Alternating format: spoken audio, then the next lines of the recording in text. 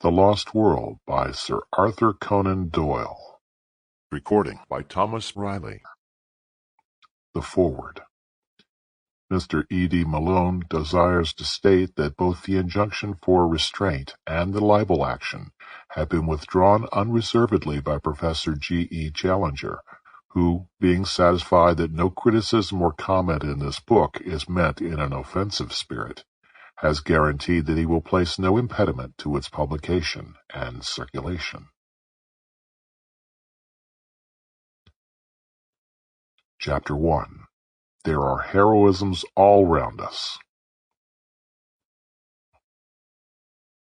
Mr. Hungerton, her father, really was the most tactless person upon earth, a fluffy, feathery, untidy cockatoo of a man, perfectly good-natured, but absolutely centered upon his own silly self. If anything could have driven me from Gladys, it would have been the thought of such a father-in-law.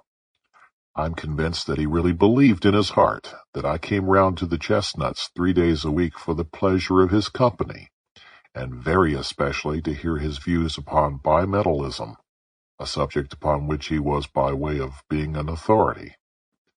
For an hour or more that evening I listened to his monotonous chirrup about bad money driving out good, the token value of silver, the depreciation of the rupee, and the true standards of exchange. "Suppose," he cried with feeble violence, "that all the debts in the world were called up simultaneously, and immediate payment insisted upon. What under our present conditions would happen then?" I gave the self-evident answer that I should be a ruined man, upon which he jumped from his chair, reproved me for my habitual levity, which made it impossible for him to discuss any reasonable subject in my presence, and bounced off out of the room to dress for a Masonic meeting. At last I was alone with Gladys, and the moment of fate had come.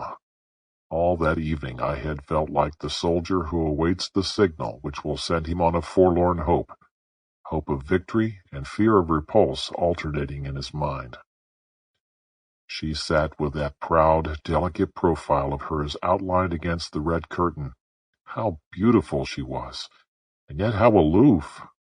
We had been friends, quite good friends, but never could I get beyond the same comradeship which I might have established with one of my fellow reporters upon the Gazette, perfectly frank, perfectly kindly, and perfectly unsexual.